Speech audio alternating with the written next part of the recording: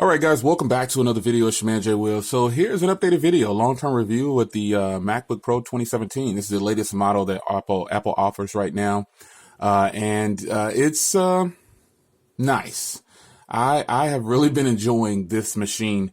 Now, I use this machine when I'm not up here in the office. I use this normally stays downstairs, and I have another laptop that I keep up here by the bedside when I want to get on the laptop and relaxing in bed. This is an extension of my 5K iMac. These start at $1,299 and they go upwards of probably $2,000-$3,000 depending on how you spec them out. Now I have the base model, if you will, with no touch bar and everything like that. But it's got the Kaby Lake processor and it's got the turbo boost up to 2.3. So this is the i5 model, the Core i5 model, and I really like it. I do have some complaints, not a lot, but I do have some complaints, and I'll address those. I have 8 gigs of RAM. It's got the Intel 640 in here, obviously. So this is, again, the base model. So you get the 2 ports on the side here, the 2 Type-C ports, Thunderbolt, whatever, and you get a headphone jack over there, and then that's pretty much it. Now, I really enjoy the touchpad on here because I've gotten so used to using this that if I try to use my other Chromebook or Windows laptop, I start swiping, and it's very weird how I'm doing this, but it happens. It happens to us all. We do that with phones too. Now, how's the laptop? The purpose of this video was just to give you an update on if you decided to purchase this laptop, how would it do you with just having the base model? Now, again, this is the MacBook Pro. There is a 12-inch MacBook, and there's also a MacBook Air.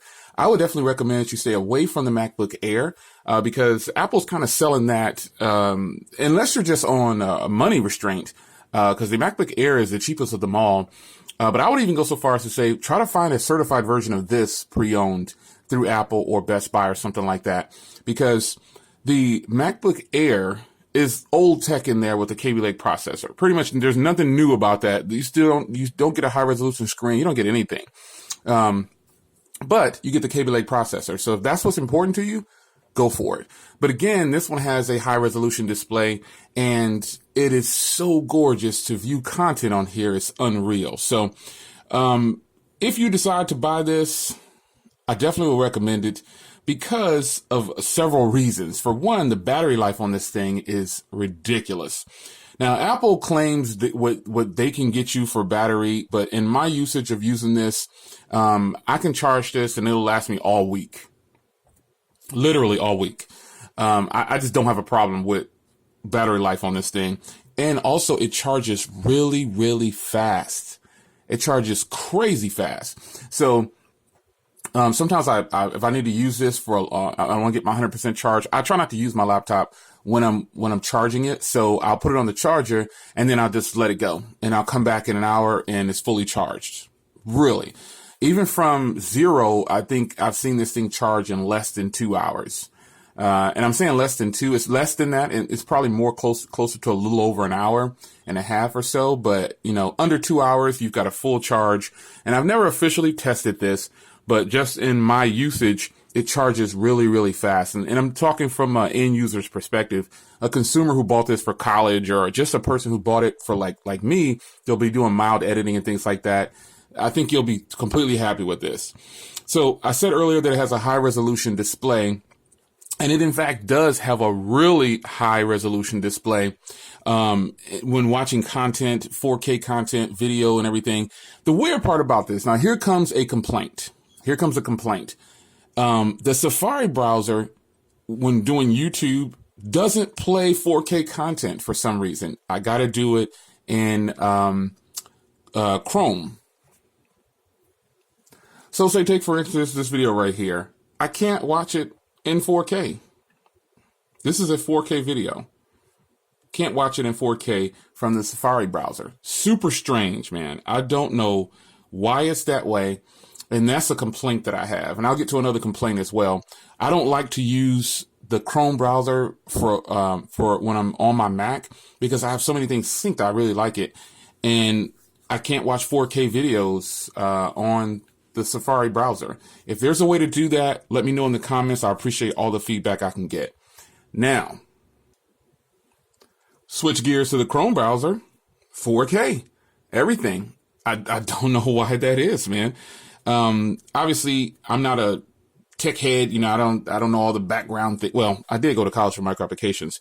However, I don't know the backgrounds of why Safari doesn't work with 4K content in YouTube and Chrome does. That is complaint number one. That might sound crazy to a lot of people, but you're watching me on YouTube. I do YouTube like all the time, so I don't want to switch browsers to check something out. Because there's been times where I thought I didn't get it in 4K and I deleted it and I forgot, like, oh my gosh, snap. Okay, it was in there. I just didn't see it because I was in Safari.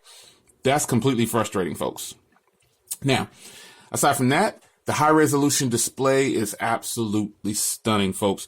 This display on this little laptop right here is fantastic. I really, really, really like it. Another thing that I like about this laptop is the front camera up here. Now, that front camera up there does very well for doing videos. I've actually done videos, like in doing videos, as a matter of fact, the microphones that are on this laptop are really nice. Oh, I'm looking for the old one. There used to be 2 holes on the side for the microphones, but I think they're up here somewhere. Nonetheless, the microphones on here when recording, oh my gosh, the footage that you get when using just the microphones and the camera is really, really solid. You can do full-fledged vlogs, and the only downside is that it's in 720p. So if you don't mind that, you're set with this laptop. Trust me. You'll get some good quality footage from that 720p camera, and it'll be good enough to do your vlogs, your whatever, especially if you're sitting out in a really high, it's got a lot of sunlight or the lighting is right. I've done videos when people said, why'd you do it in 720p? It looks great, but why'd you do it in 720p? I'm thinking that's the front camera here. Really solid. And microphones pick up on here. It has multiple microphones, so they pick up everything, man. It sounds so good. Now, speaking of sound, you can see 2 speaker grills here. The speaker setup on this laptop is killer. It is really, really, really, really nice. I truly enjoy it. I have never had an issue with the sound quality from this laptop, and it's just really, really good. So, see if I can give you a little sample here. It was such a windy day out. I cut some of the audio out because it just was picking up so much of the wind on both devices. But let's get into the video here. I'm going to go ahead and raise the audio back. I really, really, really like the speaker setup on here. The laptop is lightweight, it's thin, it's just really nice. Premium hardware here, the metal frame, metal chassis.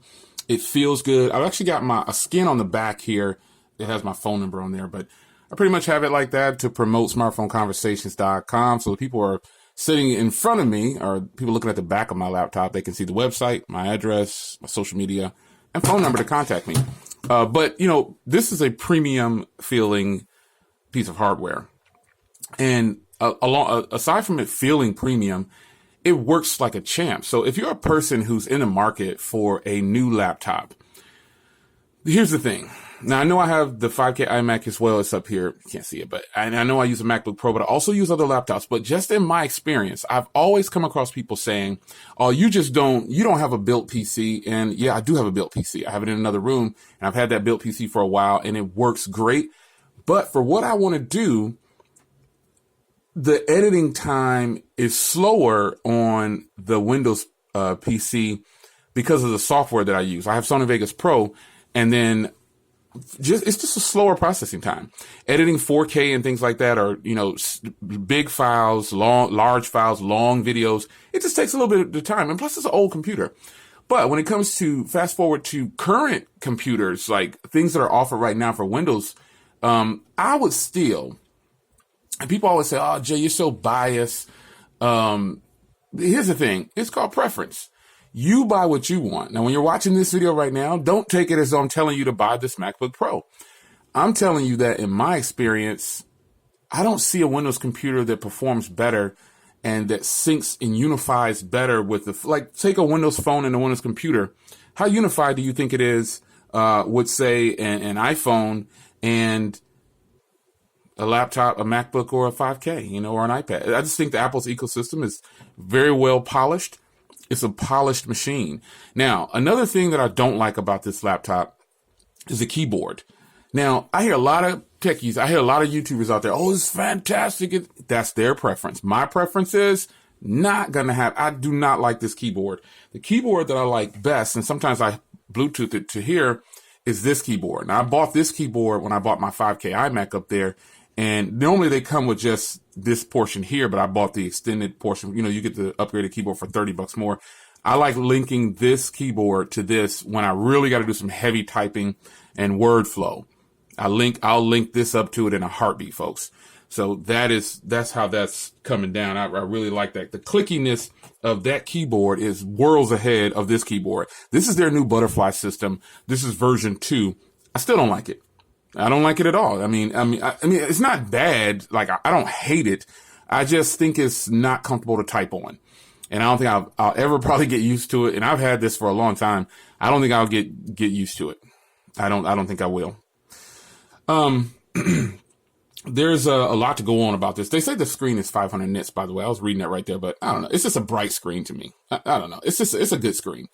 But it comes in 2 colors. It comes in this silver and this space gray. Obviously, I have the space gray. They'll probably bring out more colors. And if you go up to the 15-inch, you know, you're going to spend some money. It goes way up in price, but I wanted something that was compact, that I can throw in a backpack or whatever, and still get the powerful editing that I need. So if you're a person that's looking for a laptop, I still wouldn't recommend a Windows laptop over this one. It doesn't matter what Windows laptop it is as far as internally. I'm talking about the experience. I don't think that Windows PCs are hidden anymore. You know, they're not hidden. For me, they're not. I just prefer a Mac, and that's just what it is. Everybody has a preference. So, but what I recommend, I would definitely recommend this over a Windows PC. I would recommend this lower. This is the base model of the MacBook Pro with the Kaby Lake processor. I would recommend this over several Windows computers just because of the experience. Most Windows computers don't give you editing software right on it that's actually usable. You know how many YouTubers out there use iMovie for their editing, for their videos? And look at how good it comes. I think Tony Pazzo uses it. I know Grant uses it. Several people use iMovie because it's enough. And even if you weren't doing YouTube, you could still use iMovie for a ton of other reasons, for your family vacation, you name it. iMovie has enough in it to maintain some solid editing, and it edits 4K like a champ. Heck, my iPad Pro 10.5 edits 4K like a champ. So, a quick video, man. Not quick. What am I? This isn't quick. This is probably like a 15-20 minute video. But for those that hung around to the end, man, this is a long-term review for my MacBook Pro. That's how I use it. I use this for editing YouTube when I'm away from the 5K Mac up there, and I need something that's powerful enough. And another thing is syncing. It syncs up very well. Like if I drop something on the desktop of the 5K iMac up here in the office and I'm downstairs, when I turn on this computer, it appears there and I can continue to edit from there, or I can do what I want with it from there. I just think that's boss. I'm not saying that's limited to Apple products. I'm just saying I like the way it's done by Apple, and that's just what it is. So if you have the 2017 MacBook Pro, or if you have the 2016, if you have any MacBook Pro, especially the people who have the older ones, got a 2015. It's behind me over here. Hold on, I'll show you. This is the 2015 MacBook Pro, and see, I like this because it has the ports. I like that it has the cable where it snaps away if you bump into it. But, you know, it's a little outdated, but you still got all the ports, man. That is the most important part right there, Eagle Nation. But this keyboard, though, folks, this keyboard is where Apple should have stayed.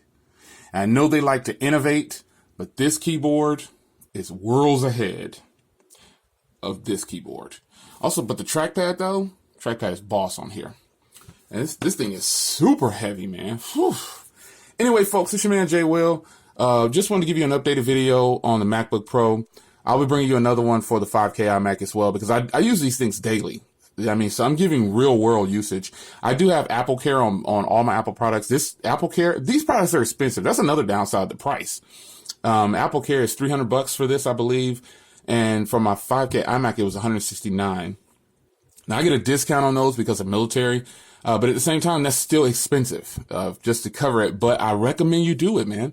If you're going to be keeping it and using it, I recommend you extend it, man. Get the coverage, because I believe that Apple support is one of the best supports you can get in any product. All right, I'm out of here, man. Thanks for the guys and ladies that stuck around to the end. Tell me about your MacBook Pro experience. Take care.